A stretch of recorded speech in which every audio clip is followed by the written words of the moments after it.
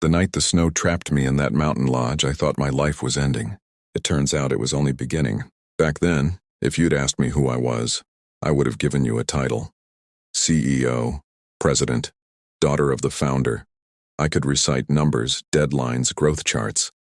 I could tell you how many properties we owned and how much they were worth. But I couldn't have told you the name of the man who kept the boilers running in our downtown building. That part still stings. The storm rolled in faster than anyone expected. One minute the sky was clear, and the next it was white and angry, swallowing the road in front of my car. I remember gripping the steering wheel so tight my knuckles hurt. I had a meeting in Denver the next morning. Important people were counting on me. Important numbers needed my signature. The snow didn't care. When my car slid on black ice and stopped just short of the guardrail, I sat there shaking, staring at nothing but swirling white. No signal, no help, no one to delegate the problem to, just me. I crept along the highway until I saw a wooden sign half buried in snow. Cedar Ridge Lodge, 2 miles ahead. I don't think I've ever felt relief like I did when I saw light in those windows. Inside, the fire was already burning. The place smelled like pine and something warm from the kitchen. An older woman named Margaret stood behind the desk and looked at me the way grandmothers look at children who've stayed out too long in the cold. "We've got 1 room left," she said gently, "and it's already taken." That's when I turned and saw him. Daniel Brooks, tall, quiet, snow melting off his jacket, the maintenance supervisor for my own company. He recognized me right away. I didn't recognize him at all. We'd passed each other in hallways for months. He'd probably nodded politely, maybe even spoken. But in my world, support staff blurred into the background unless something broke. He didn't blur anymore. We ended up sharing that last room. 2 beds, 1 fireplace, a storm howling outside like something alive. The power went out around midnight. At first I told myself it was an inconvenience, another variable to manage. But when the temperature dropped and the fire burned low, control stopped mattering. My expensive coat didn't keep me warm. My position didn't make the generator start working again. By 3 in the morning, I was so cold I couldn't feel my fingers. Daniel noticed before I did. He rebuilt the fire, moved the beds closer, wrapped me in blankets. When my body wouldn't stop shaking, he held me, steady and practical, not romantic, just trying to keep me alive. I remember staring into the dark, listening to the wind scrape against the windows and thinking how strange it was that the man saving me was someone I'd barely seen before. And in that small circle of firelight, something inside me began to crack, not from the cold, from the truth. When you've spent years believing you're the strongest person in every room, it does something to you to lie there shaking and helpless. I could feel my pride trying to fight the situation, trying to insist I was fine, that I didn't need help. But the cold doesn't negotiate. Daniel didn't say much while he held me. He just kept feeding the fire and talking in that steady voice of his, telling me to breathe slowly, to focus on warming up a little at a time. "Don't rush it," he said. "Your body will catch up." It struck me then how different he was from the men I usually dealt with. No performance, no trying to impress, no need to prove anything. He wasn't saving me to be heroic. He was just doing what needed to be done. When the worst of the shivering finally eased, we stayed like that a while longer. The storm outside softened to a low, restless moan. The room smelled like smoke and wool and the kind of quiet that only comes after fear. "Why do you work so much?" he asked gently. No one had ever asked me that without an agenda behind it. "It's what I'm good at," I said. "It's what's expected." He was quiet for a moment. "That's not the same as wanting it." I remember staring at the dark ceiling and realizing I didn't have an answer ready.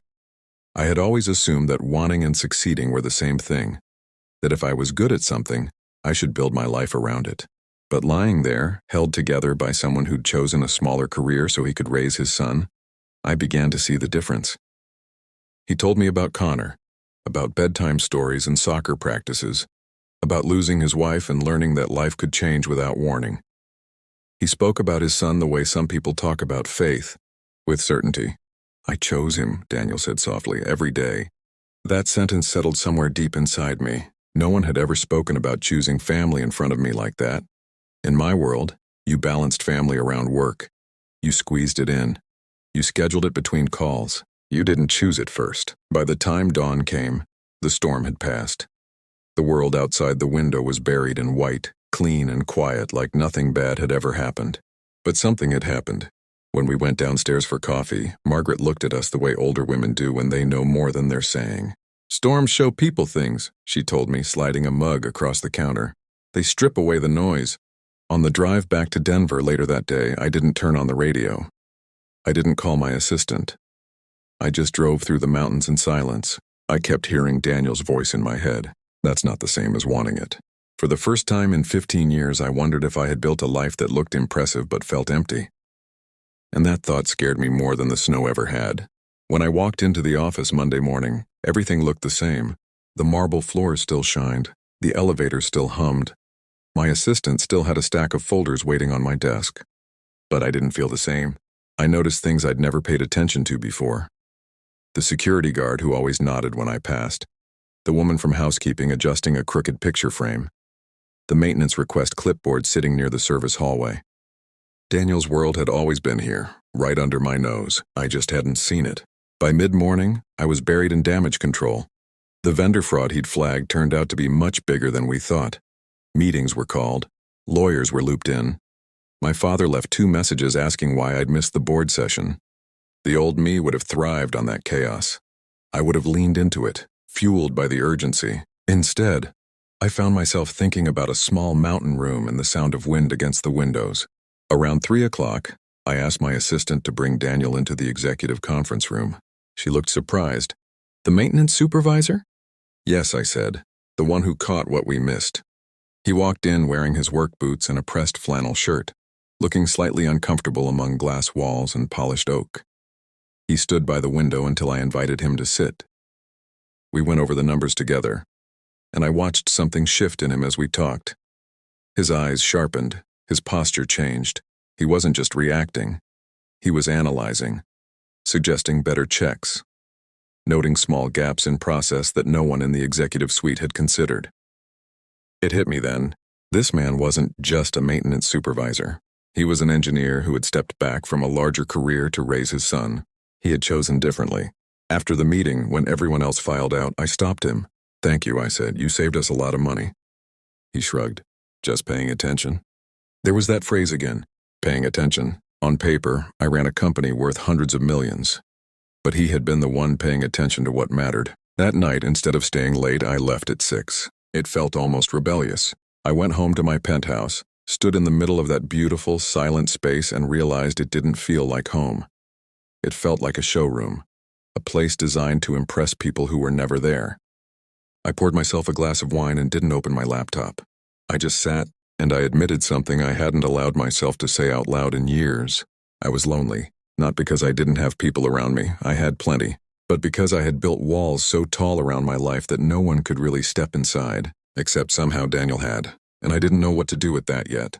A few days later, I found myself driving to the downtown property where Daniel worked. I told myself it was about the fraud investigation, about process improvements, about leadership follow-up. It wasn't. I found him in the mechanical room, sleeves rolled up, explaining something to a younger technician. When he saw me, he straightened a little, surprised but calm. "Is something wrong?" he asked. "No," I said. "I just wanted to talk." The hum of machinery filled the silence between us after the other man stepped out. Up close, without snow and firelight and crisis around us, everything felt different, more fragile, more real. "I've been thinking about what you said," I told him. "About wanting something instead of just being good at it." He didn't interrupt. He just waited. "I don't know who I am outside of work," I admitted. "That scares me." Daniel leaned back against the concrete wall, arms folded loosely. "Most people don't ask that question until something forces them to." "A snowstorm qualifies," I said with a small smile. He nodded. "Yeah, it does." There wasn't any romance in that moment, no dramatic music, just 2 people standing in a basement talking honestly. "I can't promise you anything," he said carefully. "I've got a son. Everything in my life runs through that filter first." "I wouldn't expect anything else," I replied. And I meant it. That was the first time I understood that loving someone who is a parent means accepting that you will never be their only priority. And strangely, that didn't bother me. It grounded me. He agreed to coffee that Saturday morning. "Neutral ground," he said. "Just conversation." I showed up 10 minutes early. I haven't been nervous like that since my first board presentation at 31. I kept smoothing my coat and checking the door as if I might forget how to be human.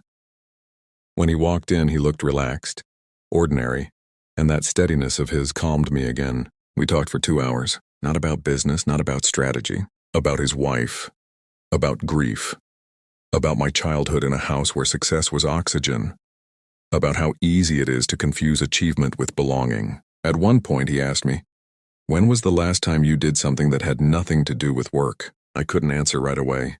That silence told me everything. When we stood outside afterward, cold air brushing our faces, he said something that stayed with me. "If you want something different, Laura, you'll have to choose differently.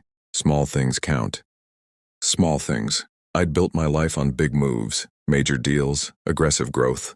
Small felt foreign. But that week, I left work on time twice. I walked instead of riding in the back of a car. I ate dinner without my phone on the table. They were tiny shifts, and yet something inside me felt less tight. Like a door had opened just a little. The first time I met Connor, I understood what Daniel had meant about filters. Everything passed through that little boy. We met at a small burger place near his school. Nothing polished, no linen napkins, just bright booths and the smell of fries in the air. Connor studied me with serious dark eyes, the kind children get when they've seen more than they should have to. "You're the one from Dad's phone," he said. I blinked. I hope that's a good thing. "He smiles when he texts you," Connor replied, as if that settled it. Daniel looked embarrassed. I felt something warm and terrifying move through my chest. During lunch, Connor told me about space, about how there are more stars than grains of sand on Earth, about how he wanted to be an astronaut because astronauts get to see the whole world from far away. I listened, really listened, not the way I used to listen in meetings, waiting for my turn to speak. I let him explain. I asked questions. I let him correct me when I got something wrong. Halfway through the meal, Connor looked at me and said, "My mom died." There was no drama in his voice, just truth.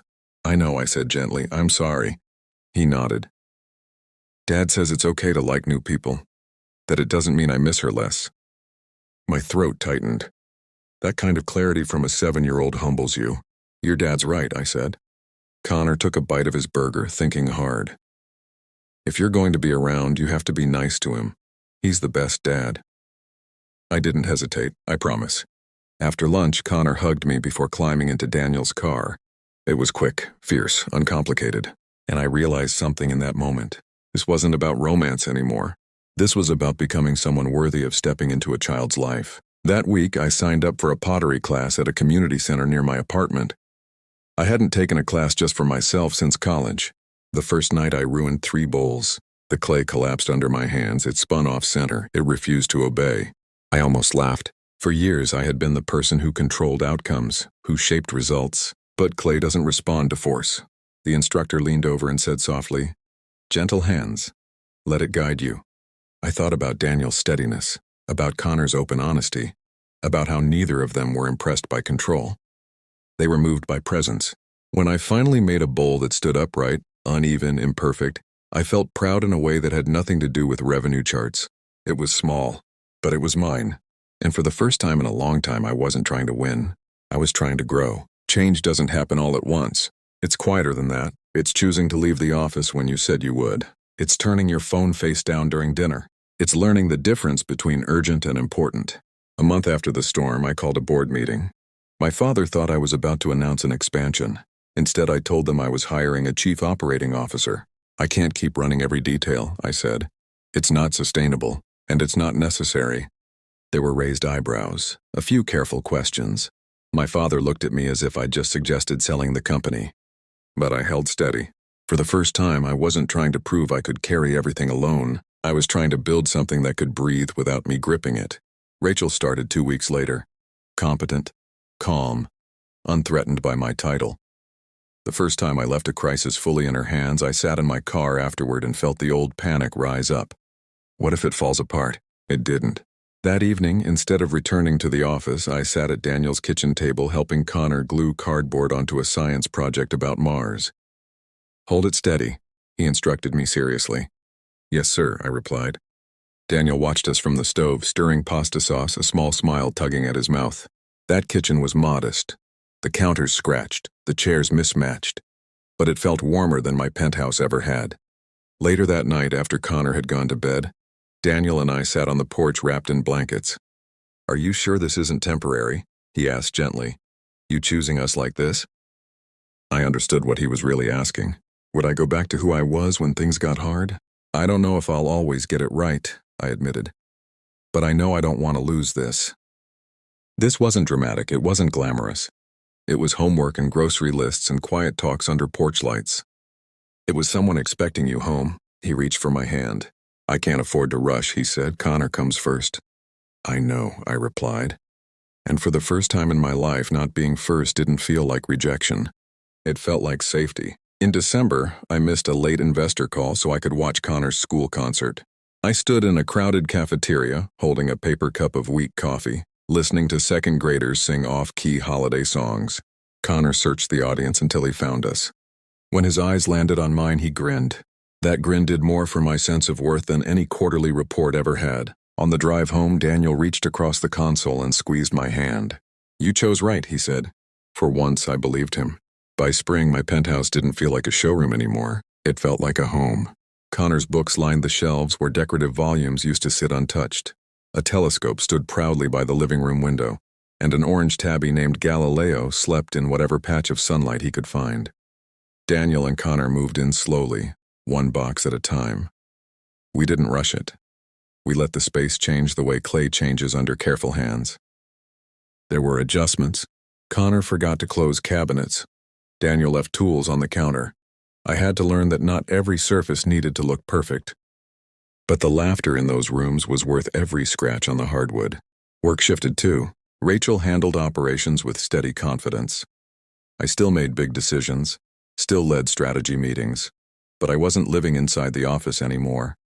I left at 5 most nights, sometimes even earlier. The first time I told a board member I was unavailable because I had a family commitment, my voice trembled.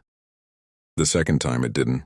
One evening, about a year after the storm, Daniel and I returned to Cedar Ridge Lodge. Connor was asleep in the same room where everything had begun. The fireplace glowed, but this time it was for comfort, not survival. We sat on the porch wrapped in blankets, watching the sky fade from blue to indigo. "Do you ever think about that night?" Daniel asked. "Every day," I said.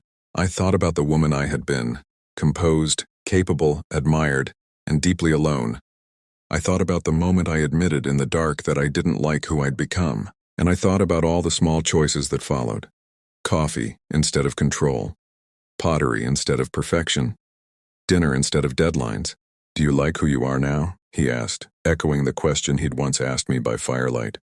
I looked at the mountains, at the lodge, at the life waiting for me back home. "I do," I said. "Not because I have everything balanced perfectly, but because I'm paying attention." Paying attention to Connor's questions about space, to Daniel's quiet steadiness, to my own need for something deeper than achievement. The storm had taken my control, but it gave me something better. It gave me perspective. It gave me a family. It gave me the courage to choose differently. Sometimes I think about how easily I could have driven past that lodge, how easily I could have kept living the way I was, convincing myself that success was enough. But snow has a way of slowing you down, of forcing you to stop. And if this story stays with you tonight, maybe that's the gentle reminder. Sometimes the life you're meant to build begins the moment you finally let go of the one you were controlling. Stay a while longer. There's always another quiet turning just beyond the porch.